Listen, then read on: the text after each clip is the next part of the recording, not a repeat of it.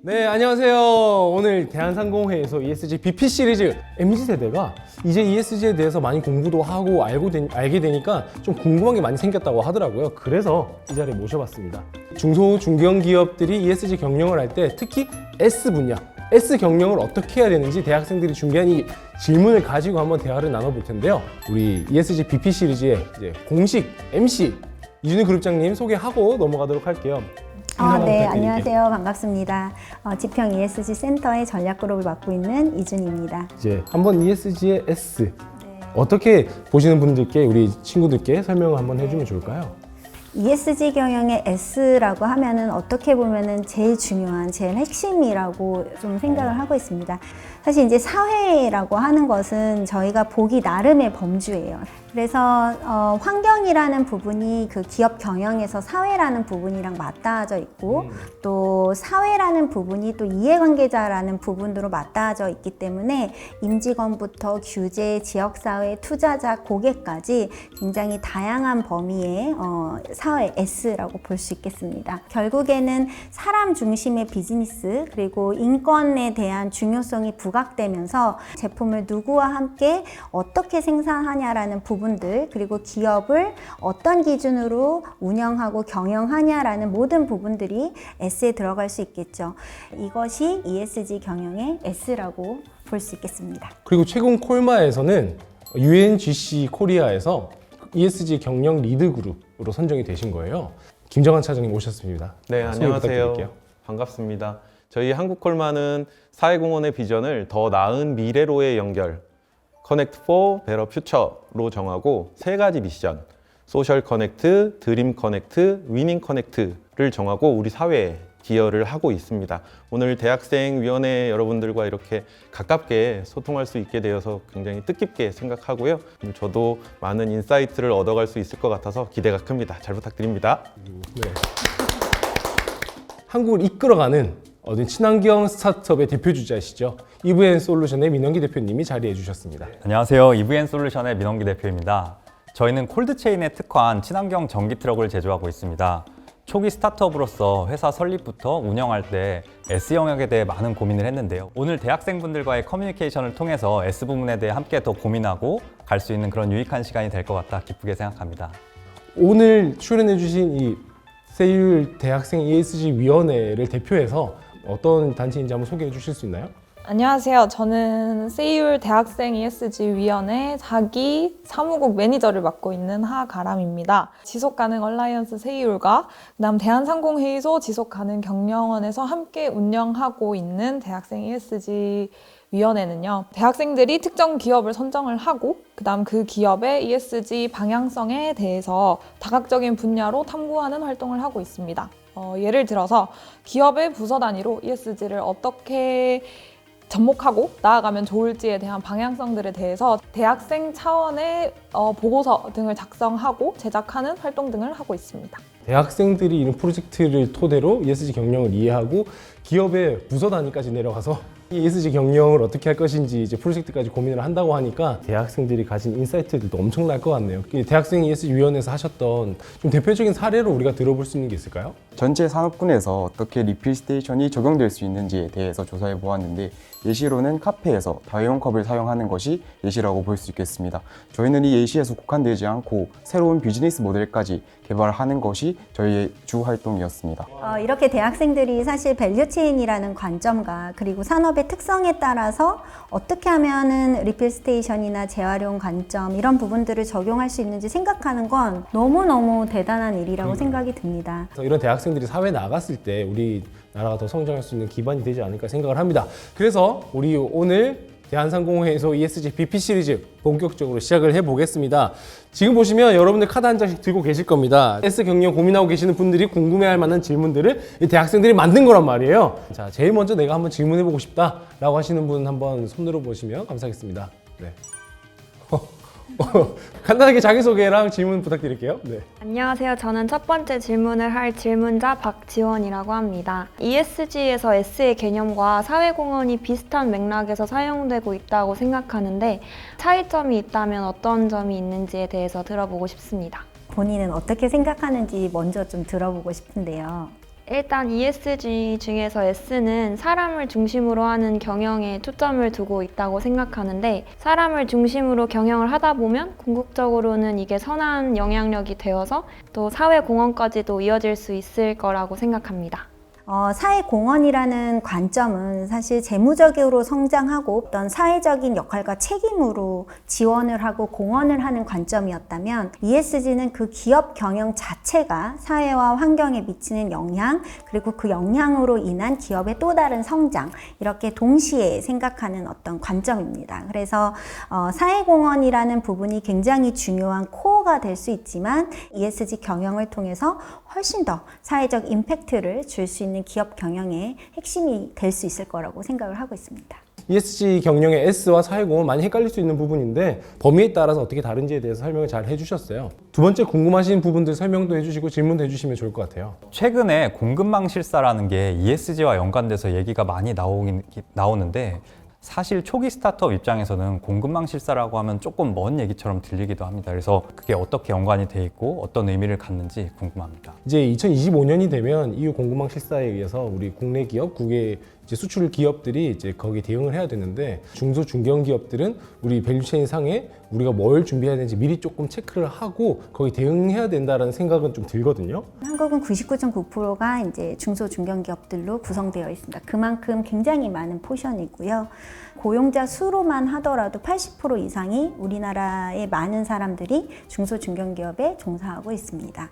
그리고 한국은 또 수출 의존도가 글로벌에서 2위를 할 만큼 글로벌 의존도가 굉장히 높은 산업 구조를 갖고 있거든요. 또한 그 25% 정도 차지하는 제조업은 거의 90% 이상의 탄소 배출을 차지를 하고 있습니다. EU에서 이러한 부분들이 어떤 제재라든가 경영의 요소로 조건부로 들어오게 되면 한국의 수많은 수출 기업을 하고 있는 기업들한테는 타격을 받게 되는 거죠. 그래서 공급망이라는 부분에서 한국이 갖는 그런 중요도가 굉장히 높습니다. 우리 스타트업은 굉장히 작아서 이런 부분들이 영향을 안 받을 거라고 생각을 하지만 비즈니스를 하다 보면 우리의 고객사가 요구를 하기도 하고 또 새로운 투자를 받기 위해서는 ESG 경영의 정보라든가 여러 가지 규제 대응에 대한 준비가 필요할 것으로 보여집니다.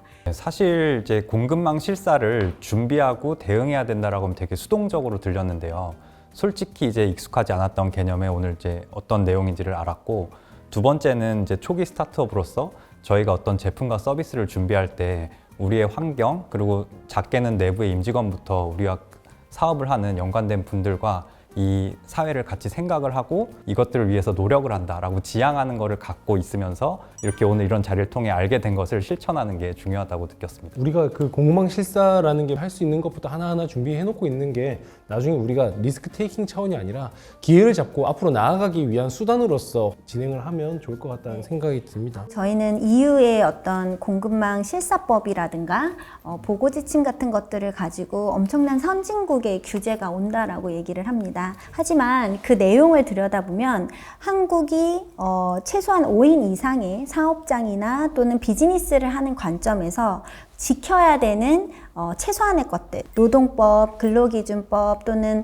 산업안전, 보건, 기업 경영을 하면서 지켜야 되는 아주 최소한의 국내법적인 준법 활동도 유럽이나 글로벌이 만들어 놓은 그러한 여러 가지 규제 재편 안에 들어가 있습니다.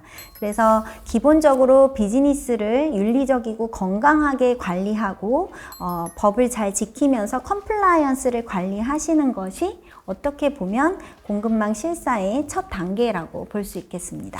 대표들은 이제 실사하면 잠깐만 약간 이런 위축되는데 말씀하신 거 들어보고 나니까 좀 편안해지는 것 같아요. 맞습니다. 그러니까 EU 공급망 실사라고 했을 때는 사실 잘 와닿지도 않았는데 오늘 말씀을 들으니까 공급망 실사라는 게 멀리 구성적인 게 아니라 우리나라의 법과 그 규정 안에서 있는 것들을 잘 준수하면서 성실하게 기업 활동을 하는 게 바로 그 EU 공급망 실사에 미리미리 준비하는 과정이라고 이렇게 좀 느꼈습니다.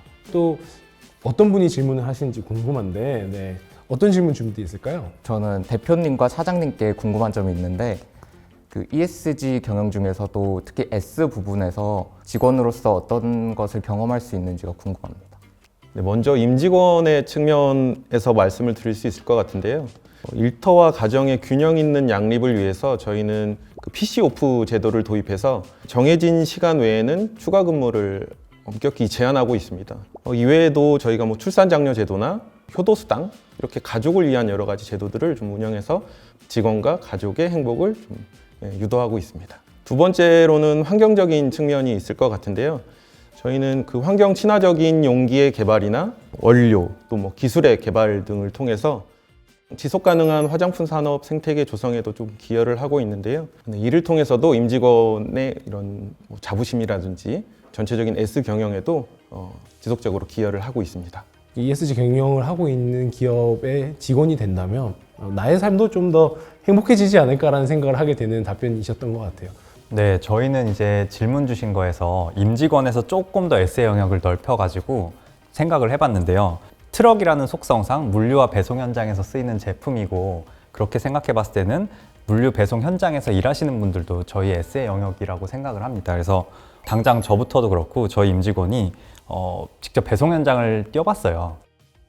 저희가 차를 만들 때 이제 반영되는 게 하룻밤 배송을 할 때 평균 80번에서 100번 이상을 내렸다 탑니다. 그리고 심야 시간에 배송을 하고 특히나 눈이나 비가 오는 날에는 시야 확보가 어려워서 되게 위험하더라고요. 저희 제품을 설계할 때 가능하면 이제 운전석의 높이를 좀 낮추고 공간을 확보해서 배송하시는 분들이 조금 더 이렇게 안전하게, 그 다음에 열선 유리와 같은 그런 새로운 기술적인 부분들을 국내에 있는 다른 기술을 가진 스타트업과 협업을 해서 사양으로 넣고 이를 통해서 현장에서 일하시는 분들이 또 안전한 환경에서 이제 일을 할 수 있도록 하는 것을 이제 저희가 지금 이제 생각하는 S의 영역으로 말씀을 드리고 싶습니다. 이 대표님 말씀하셨던 걸 들어보면 실제 이제 현장에서 직원분들이 겪을 수 있는 그런 안전에 대한 이슈들을 좀 미리 기술을 통해서 극복시킨 거잖아요. 맞습니다. 또 저부터가 그 1호 직원이라고 생각을 하고 했기 때문이죠. 그게 이제 S 경영 시작이 아닐까요? 네, 맞습니다. 네 번째 질문을 한번 넘어가 보도록 하겠습니다. 뭔가 나 질문하고 싶어라고 표정이 근질근질한 친구 한 명 있는데 안녕하세요. 저는 ESG위원회 원정현이라고 합니다. 지금까지 많은 기업들이 사회공헌 활동의 일환으로 지역사회에 지원을 많이 해주는 걸로 알고 있는데 ESG 경영 측면에서 어떻게 관련되어 있는지 ESG 경영이라고 볼 수 있는지 궁금합니다. 저희 한국콜마는 주요 거점 사업장에서 지역사회와 밀착 소통하는 지역사회 소통협의체를 운영하고 있습니다. 지역사회를 구성하는 주요 그 구성원 중에 대표성을 가지신 분들을 초청해서 우리 사업장의 주요 구성원들 대표자들과 함께 이런 소통하는 자리를 정기적으로 좀 가지고 있습니다. 그 브랜드 인큐베이팅 서비스라고 플래닛 147 서비스를 좀 운영하고 있어요. 그래서 아이디어에 머물러 있는 어떤 일반인들의 그런 사업성, 그 사업 방향을 저희가 가지고 있는 그런 기술력과 또 인큐베이팅 경험, 인프라로 좀 직접적으로 바로 사업화를 연결할 수 있도록 또 노력하는 그런 서비스가 있는데요. 저희가 궁극적으로 좀 꿈꾸고 바라고 있는 것들은 지역사회에서 또 이런 그 화장품 산업에 좀 진출을 하고자 하는 분들을 찾아내서 또 그분들을 직접적으로 사회에 연결하는 그런 목표도 저희들이 좀 꿈꾸고 있습니다. 지역 사회공헌을 넘어서서 이제 우리가 갖고 있는 여러 가지 핵심 역량이라든가 기업의 가치적인 부분들을 연결해서 사실 동반성장 개념, 윈윈형 개념 이런 부분들에서 굉장히 훌륭한 임팩트 플랫폼을 갖고 있다라고 생각을 하고 있습니다. 민원기 대표님께서는 어떻게 생각하시나요? 네, 저희는 이제 지역사회와 함께 성장하는 거에 대해서 얘기를 드리고 싶은데요. 저희가 소재한 전북 군산은 친환경 상용차와 관련된 이제 특구로 지정되어 있습니다.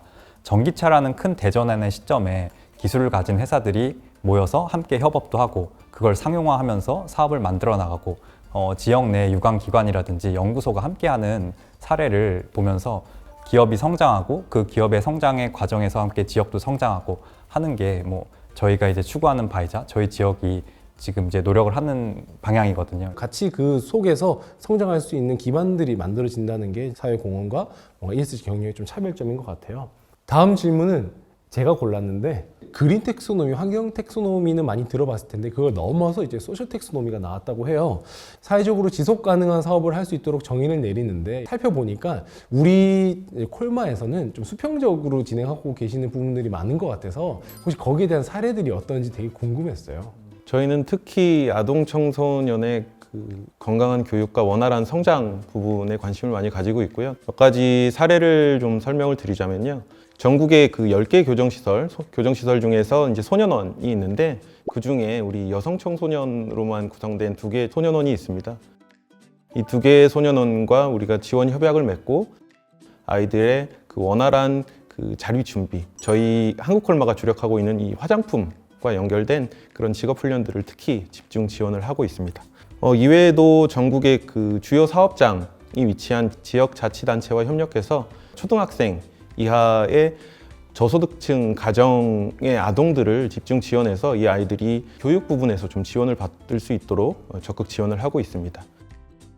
이외에도 자립준비 청년들이나 또 전국의 공동생활가정, 그룹홈의 그 아동 청소년들이 지원을 받고 건강하게 성장하는 데 도움이 될 수 있도록 저희가 열심히 노력하고 있습니다. 말씀하시는 게 진짜 기업이 이 진짜 사회적 가치, 임팩트를 나아가는데 필요한 영역을 하고 계시는 것 같은데 또 혹시 또 임직원들과 같이 하시는 것도 있을까요? 그 직원들이 또 사회 구성원으로서의 가지는 그런 책임과 역할을 또 다할 수 있는 그런 기회를 회사가 좀 정책적으로 장려하기 위해서 자원봉사 장려 제도를 좀 운영하고 있는데요. 그 사회공헌 장려 주간을 운영을 하고 있습니다. 그 과정을 통해서 본인의 좀 보람을 느끼고 회사의 입장에서도 임직원의 행복을 좀 그 이끌어낼 수 있는 그런 장려 제도들을 또 운영을 하고 있습니다. 근데 말씀하신 거 들어보니까 실제 기업들에서 ESG 경영을 시작할 때 바로 하실 수 있는 바운더리인 것 같아요. 맞습니다. 저희 한국콜마가 특히 그 주목하고 있는 부분은 임직원의 목소리를 직접 듣는다는 것인데요. 저희가 그 진행하고 있는 장려 정책 중에 사내 봉사단 나눔 크루라는 또 제도가 있는데요.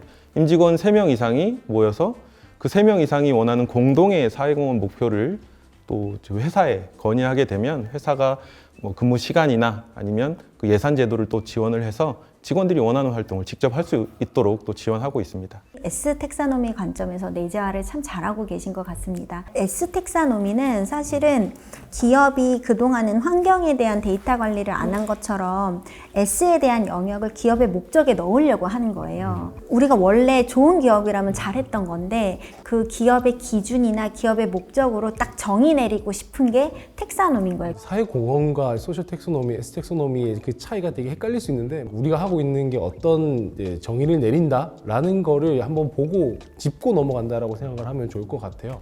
다음 질문 혹시 어떤 분이 또 준비하셨는지.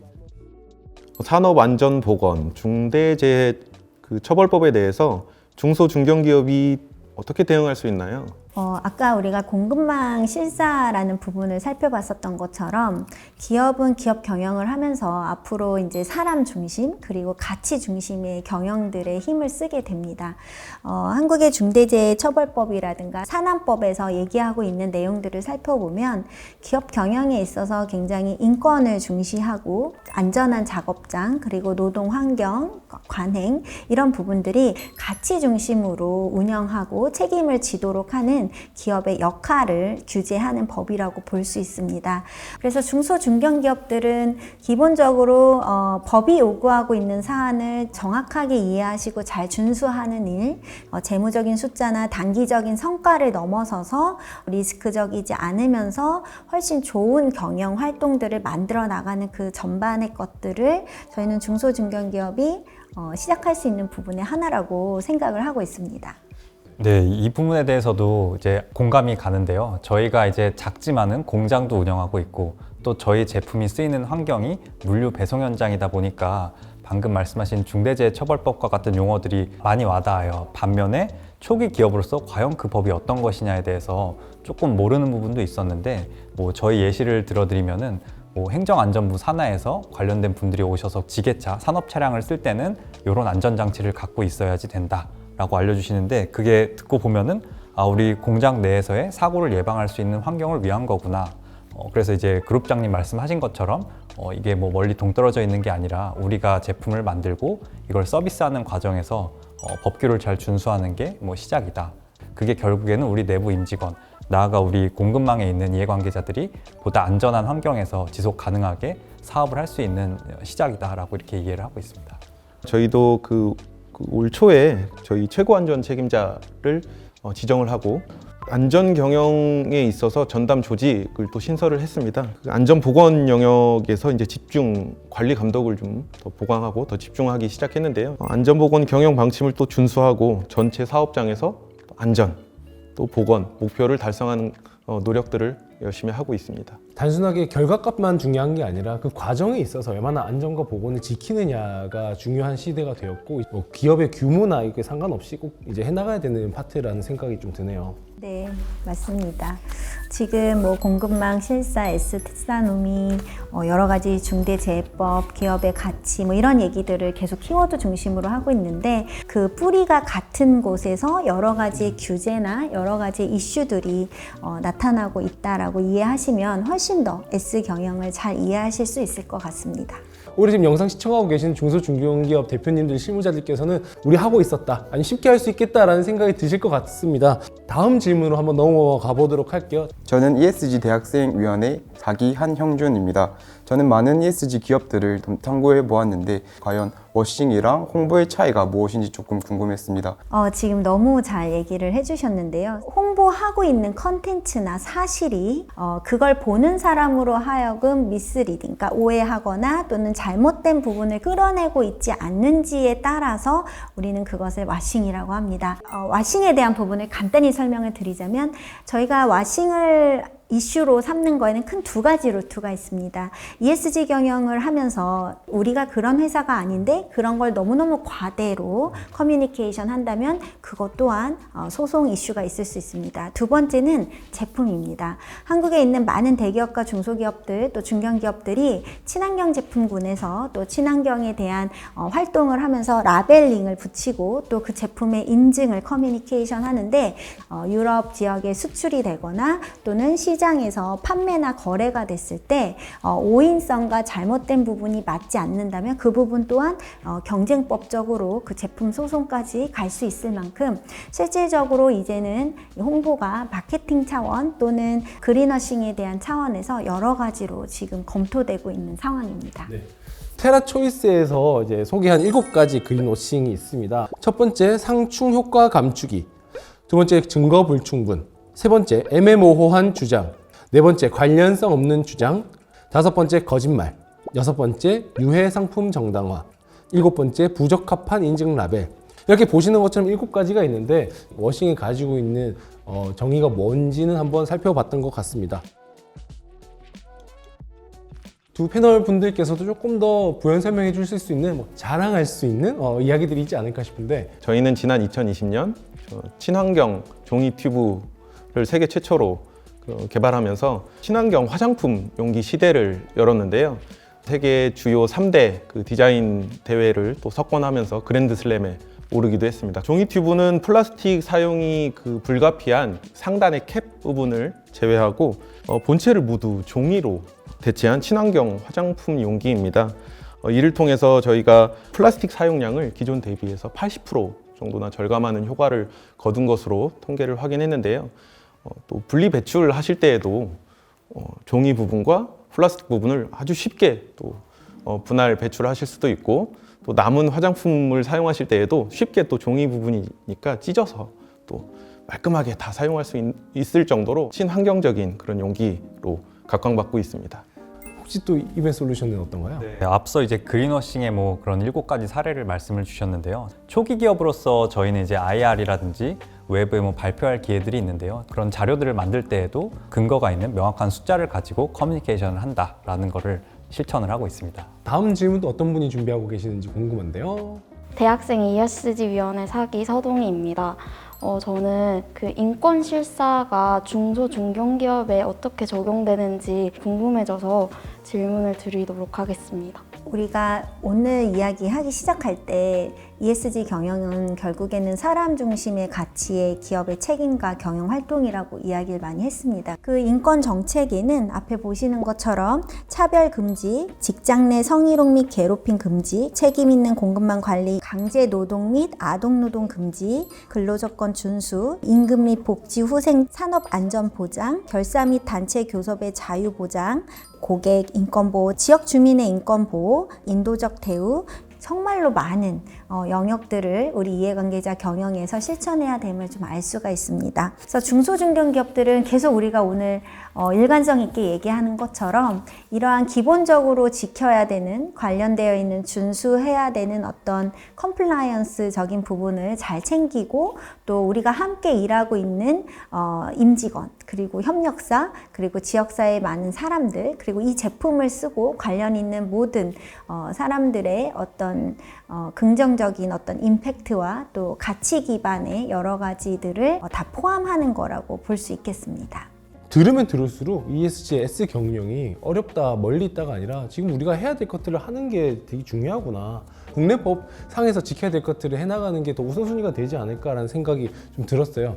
인권 경영을 도입할 때 가장 중요한 건 그 PDCA 관점입니다. 플랜 투 C 관점이라고도 얘기하는데요. 정책을 세우고 우리가 비즈니스를 하면서 어떤 부분에 대한 노동과 환경과 또 인권 경영을 어떻게 도입해야 되는지에 대한 어떤 정책 그리고 doing 비즈니스 기업의 어떤 경영 활동을 하면서 지켜가는 어떤 관습이나 기업 문화 관행 등을 좀 볼 수 있습니다. 그리고 이제 C 부분, 모니터링 부분입니다. 정말로 그런 정책적인 부분이 기업 경영 활동에 잘 내재화되고 리스크 없이 잘 되고 있는지 점검하는 것인데요. 이게 사실은 그 중에 하나가 실사라는 부분, 듀 딜리전스입니다. 어떻게 보면은 이제 체크를 하는 거죠. 말씀하신 대로 체크하고 모니터링하고 점검하고 이걸 이제 기업들이 이제 인권에 대해서 좀 진행을 열심히 해보면서 우리가 공급망 실사의 인권 파트를 좀 대응해 나가는 첫 단계가 되지 않을까라는 생각을 해봅니다. 어떻게 보면은 이제 오늘 ESG의 S 경영을 보면서 끝판왕의 질문일 수도 있겠습니다. E와 S 경영이 따로 떨어진 게 아니다. 우리는 환경과 사회 비즈니스를 재무와 비재무를 통합해야 된다라고 얘기를 하는데 과연 이런 것들에 대한 사례는 무엇이 있는지 궁금합니다. 네, 이 질문을 들었을 때 딱 저도 저희 회사 사례가 생각이 났는데요. 저희가 만드는 제품, 즉 친환경 전기 트럭은 제목부터가 이제 E의 영역에 속하죠. 그리고 전기 트럭이 사용되는 분야는 물류 배송 분야입니다. 결국엔 아까 말씀드린 우리 제조업으로서의 우리 공급망도 있지만은 물류 배송 이제 그 밸류 체인에 있는 뭐 예를 들면 이커머스, 그다음 창고, 그리고 저희 트럭을 활용해서 배송을 하시는 이제 현장 직군들까지 다양한 영역에 이제 걸쳐 있는데요. 그러다 보니까 저희 임직원을 포함한 S 영역에 있는 사람들이 뭔가 기존의 문제를 해결하고 새로운 비즈니스를 향해 나아가는 것이 결국 저희 사업이 성장하는 것이고 E와 S가 이제 연결되어 있는 것이고 이 두 가지를 따로 보는 게 아니라 환경 문제를 해결함과 동시에 물류 분야에서에 대한 어려움도 해결한다. 그걸 통해 기업도 성장하고 기존의 이제 E와 S 영역에서의 뭔가 기여를 한다라는 것이 저희가 추구하는 방향성이라서 즉 이게 결국 동떨어진 얘기가 아니다라고 이제 할 수 있습니다. 들어보시니까 어떠세요? 네네. 우리 EVN 솔루션은 어떻게 보면 탄생부터 ESG 경영 시대에 탄생한 스타트업이라서 환경적 가치를 품고 그리고 사회적 문제를 해결하면서 그 부분에서 혁신 모델로 성장하는 스타트업입니다. 한국콜마는 사실 굉장히 기술로 승부해서 서바이벌하는 그 기업이라고 저는 생각을 합니다. 그러면 굉장히 많은 협력사들이 있을 거고 협력사들과 일을 하면서 얽혀있는 환경 문제라든가 사회적 문제를 같이 해결해야지만 아마 그런 기술 기반의 협력사들과 함께 또 극복을 해 나가실 텐데요. 사회적 가치와 비즈니스 가치라는 부분을 동시에 추구하고자 하고 계시는 그런 활동과 그런 사례가 좀 궁금합니다.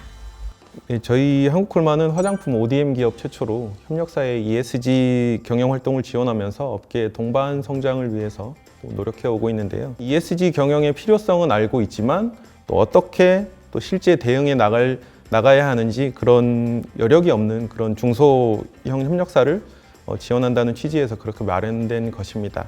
저희 한국콜마가 R&D 전문 기업으로서 그 다양한 협력사와 협업을 통해서 또 성장해온 만큼 적극적인 지원을 통해서 동반 성장을 달성해 나간다는 그런 목표를 가지고 있습니다. 이 두 회사의 사례가 어떻게 보면 기업의 성장 단계별로 ESG 안에서 S 경영의 어떤 혁신을 일으킬 수 있는 어떤 코어라고 저는 좀 생각을 하고 있습니다.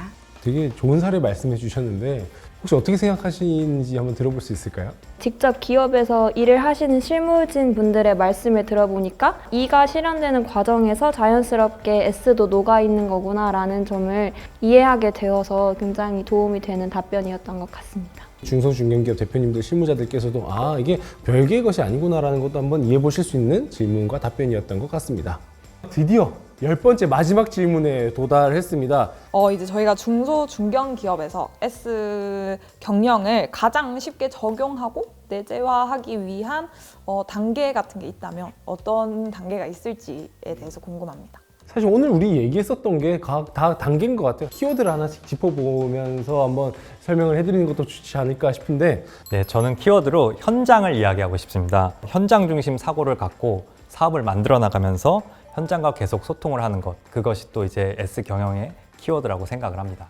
저는 마케팅으로 하겠습니다. 우리가 좋은 제품과 서비스를 잘 만들었으면 그걸 고객들에게 더 많이 알리는 작업은 필요하거든요. 네, 그래서 저는 마케팅으로 하겠습니다. 저는 인권 정책으로 하겠습니다. 사회공헌 담당자들한테는 기존의 방식과 좀 결을 같이 하는 부분도 많이 있고요. 할 수 있는 것부터 한 가지씩 그렇게 만들어 나가자. 이렇게 말씀드리고 싶습니다. 그리고 한 가지 더, 저는 우보천리다라고 말씀드리고 싶은데요. 그래서 당장의 ESG 경영을 천명하고 급진적으로 이렇게 추진하기보다는 절대 뒷걸음질 치지 않고 한 걸음씩 꾸준히 나아가서 결국에 달성해내고야 마는 그런 우보천리 정신도 말씀드리고 싶습니다. 저는 계속 화두가 되고 있는 공급망, 쉽게 얘기해서 윈윈형 파트너십이라고 이야기를 하고 싶습니다. 파트너십을 맺고 있는 여러 이해관계자들과의 관계에서 지속적으로 성장하고 건강한 수익을 내기 위해서는 어떻게 변화하고 협력해야 되는지를 끊임없이 체크하고 센싱하는 부분이 매우 중요할 것으로 생각됩니다. 어때요? 아까 이제 단계를 얘기했었는데 이렇게 키워드를 들어보니까 어떤가요? 좋은 아이템만 있으면 지금 당장 창업을 해도 괜찮지 않을까라고 생각이 들 정도로 좋은 이야기들을 잘 들은 것 같습니다. 오늘 어땠어요? 보고서 작성을 하면서 S나 거버넌스 측면에 있어서는 좀 어렵고 막연하다는 생각을 많이 했었어요. 근데 이제 여러 이야기를 들어보면서 실생활과 굉장히 밀접하게 관련이 되어 있고 생각보다 어렵지 않은 거구나 라고 생각을 하고 다음에도 보고서 작성의 기회가 있으면 심도 있는 내용으로 작성할 수 있을 것 같습니다. 또 어때요? 저 같은 경우는 이러한 질문들에 대한 답변을 얻기 위해서 두 가지 방법을 사용해 봤거든요. 교수님한테 질문하는 것과 이제 논문과 같은 이런 자료들을 보는 것으로 방법을 찾아봤는데 거기서 나온 답변들은 대부분 사전적이거나 너무 좀 정의된 용어들만 사용하는 경향이 있었습니다. 하지만 실무진 분들과 확실히 전문가 분들을 만나니까 조금 경험적 의미의 용어들을 많이 알게 되었고 엄청 유익한 시간이었다고 생각합니다. 오늘 기업 관계자분들한테 설명을 들으면서 S가 어떤 것이다라는 개념이 어느 정도 잡혔고 나중에 혹시 실무를 하게 된다면 오늘 알게 된 내용들을 바탕으로 진취적인 계획을 짤 수 있을 거라고 생각합니다. 전기차 같은 것들이 생기면서 환경을 위한 움직임이 많이 생기고 있는데 내가 대학생으로서 또 ESG를 조금씩 실천할 수 있는 건 어떤 게 있을까라는 고민을 하게 된 것 같습니다. 덕분에 제가 만약에 실무에 나가서 ESG 관련된 활동을 하게 된다면 좀 더 진취적이고 도전적인 S 경영을 실천할 수 있을 것 같습니다. 또 이렇게 두 분은 어떠셨고 이제 그룹장님은 어떠셨을까요? ESG라는 게 결코 우리와 멀리 떨어져 있는 게 아니다. 우리 안에 있다라는 게 가장 큰 느낀 점인데요. 저희 회사가 이제 갖고 있는 비전을 현실로 이뤄가고 그걸 이뤄가는 과정에서 이해 관계자분들과 함께 뭔가 원칙을 지키고 또 이 지향점의 의지를 갖고서 이뤄나가는 것이 바로 기업의 성장이자 ESG의 실천이라고 생각을 합니다. 그룹장님 어떠셨어요?